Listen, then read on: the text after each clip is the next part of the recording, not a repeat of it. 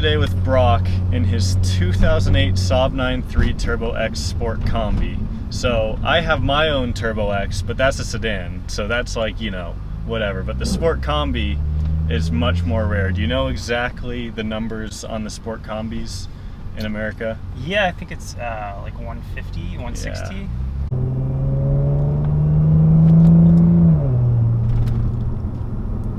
So what all do you have done to this car? Because I know it's not completely stock. So what have you changed from factory? Yeah, so it has a V-tuner stage 0, but it's been updated because of so there's also a downpipe, genuine Saab downpipe, a D088 intercooler, D088 turbo inlet. Keep going straight. Yeah, and that's pretty much it for like the power mods. I took the snorkel off. Okay. Filter, plugs with the right gap, which is hugely important. Right. Yeah, and then the suspension it's Bilstein B4s on all 4 corners with some lowering springs in the back from Eibach, and some stock V6 lowering springs in the front. And I just have like EBC red stuff pads and rotors. So yeah, it's like a good balance of a little bit of everything. Right. Do you have any future plans for it? Are you going to keep it how it is? Do you? This is it. That's it?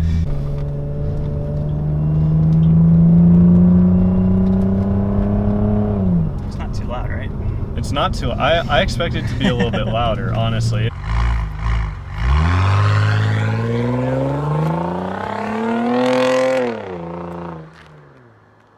That's kind of one of my goals with the car. Was like I want to keep it like a reliable daily driver. Right. I don't want it to drone. I don't want it to rasp. You know, I want to let like my wife can get in it and drive it. She won't be annoyed. You know, and I don't want to annoy people in the neighborhood either. So I mean, I have a full exhaust Camaro with a cam, and like so I know what loud is. Yeah. I don't need to do that again. So how do you like the automatic versus the manual? Beggars can't be choosers, right? Right. So I drove stick for 8 years of my life. So I put my time in. And when I saw this thing for sale, it's kind of, you know, one of those situations where you probably won't find another one like it. So I just pulled the trigger, and then, which is good. You know, my wife can drive it. She's driven it a bunch of times, and the other thing too, I don't have to worry about the clutch going bad. I think, you know, automatics have their advantages relative to kind of getting off the line, maybe a little easier, and keeping the boost up in between the shifts. But yeah, I mean, there's obviously no replacement for a proper manual transmission. Right, and you've been using the paddle shifters a bit, I've noticed, and the entire time, it shifts pretty quickly. It's not. Now my 0393 has, you know, the 5-speed auto. It's not the same as this, obviously, but the paddle shifters and that, or the manual shifting, is just garbage. I hate it. But I mean, this seems to be, you know, maybe a step up. Maybe that's just because it's a Turbo X. Maybe it's just because it's the 6-speed. The transmission as a whole is different, but it is, you know, it's smooth too when you're shifting, which is nice.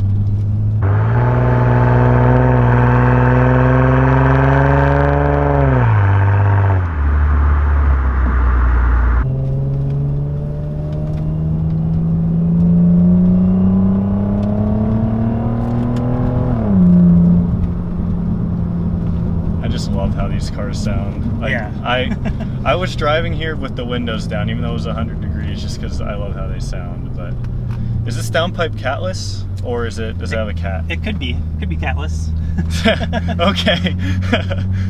I'd prefer a cat, honestly. Just you know, it would have probably given it like a deeper tone, but yeah, they don't really make a catted downpipe. They don't. Yeah. So. Krona doesn't make one. Genuine Saab doesn't make one. It's kind of just, you got to go catless, which is better for performance. But like you said, the missions, you got to buy a special little part for it to make it legal, and you know, it's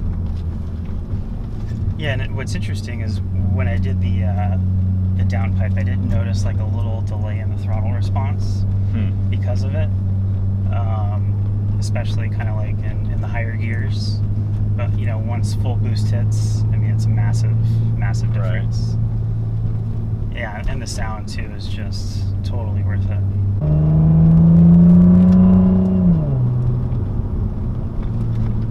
So how do you like the SportCombi? Would you prefer a sedan, or are you happy with the SportCombi?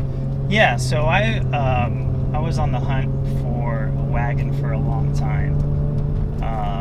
I just like the utility, so I have dogs, I ski, I have bike, go to Home Depot, so to me it's like...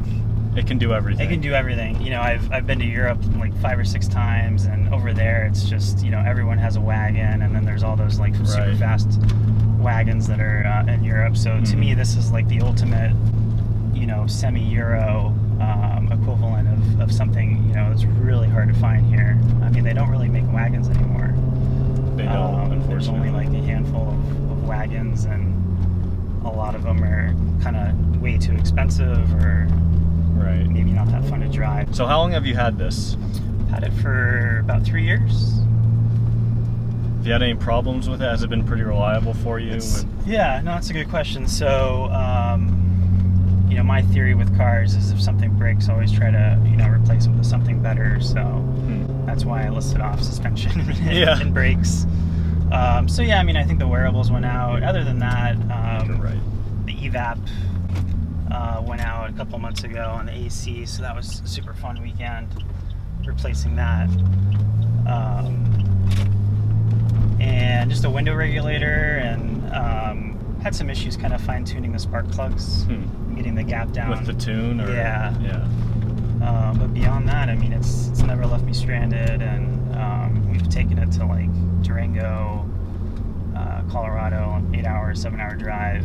Right, so you Flagstaff. Yeah, the intention was for me to have something that that can do well in the snow. We like to go do a couple of ski trips. So yeah, I mean, it's been really good. So, have you noticed big improvements in handling when you upgrade the suspension? Is it a big difference for you? Because when I bought mine, it already had the coilovers on it, so I couldn't really do it before and after. But did you notice was it worth the upgrade in terms of handling? Yeah, I mean, to me, like the biggest difference probably was the tune itself. You know, was massive, and then I'd say second to the tune is the suspension. And I've never really had a car that handles well. Right. I've always had cars that are just okay, and I mean, this thing just eats it up.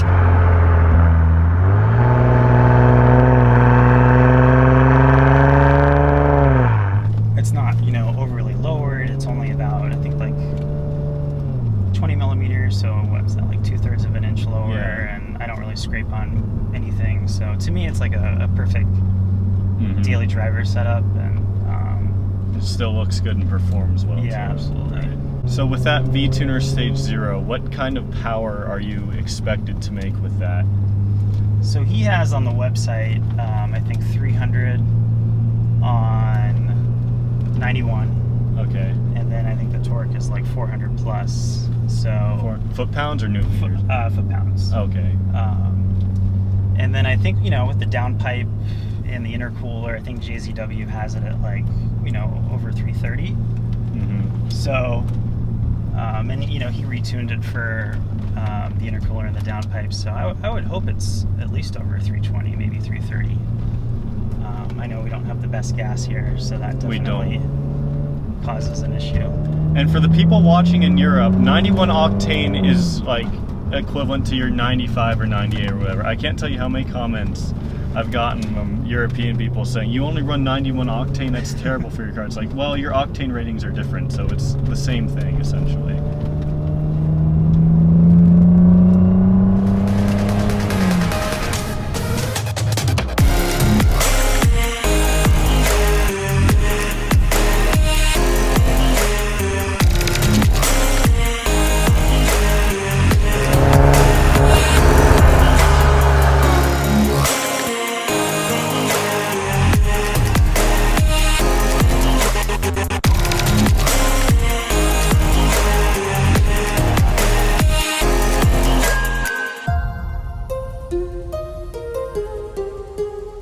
I think the biggest difference with the V-tuner is just the kind of like the throttle response, the torque off the line.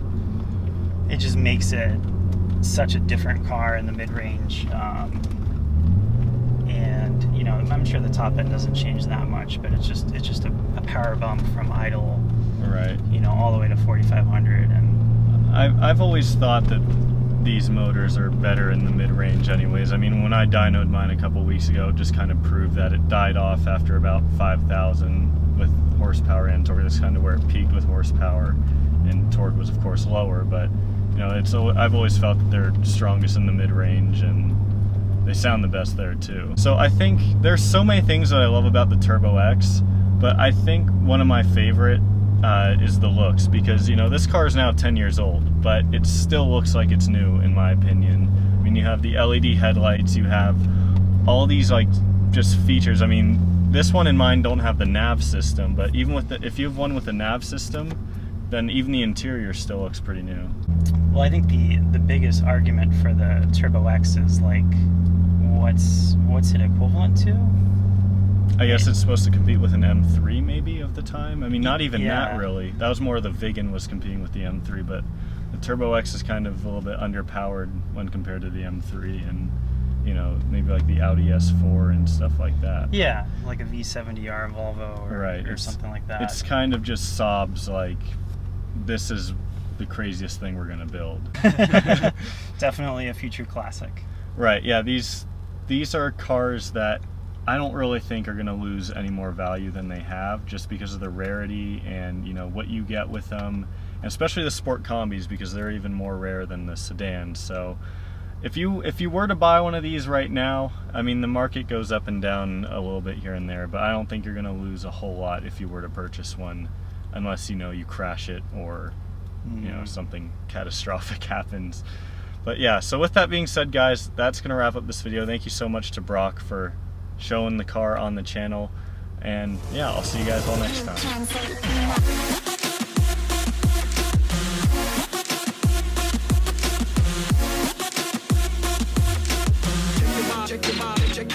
Check your body.